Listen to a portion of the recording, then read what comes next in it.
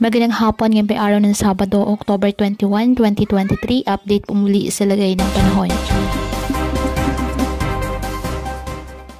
Ayon sa Pag-asa, northeast monsoon o hanging amihan nakakaapekto sa northern Luzon. Shareline naman po sa nakakaapekto ngayon sa central Luzon. Opisyal na nga pong idineklara ng Pag-asa ang pagsisimula ng amihan season.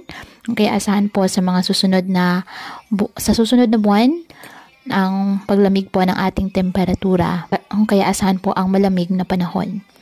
Wala namang bagyo o low pressure area na minomonitor sa loob po ng ating PAR na maaaring makaapekto sa lagay ng ating panahon.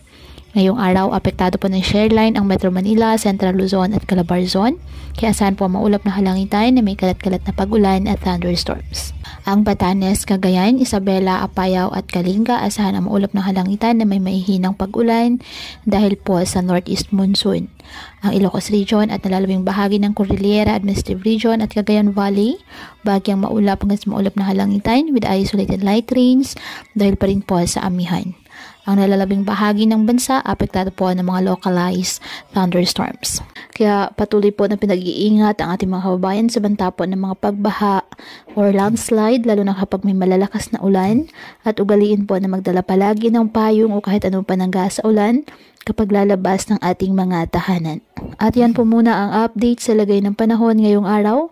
Muli patuloy po tayo na mag-ingat at palaging tandaan, God loves you. Stay safe and God bless.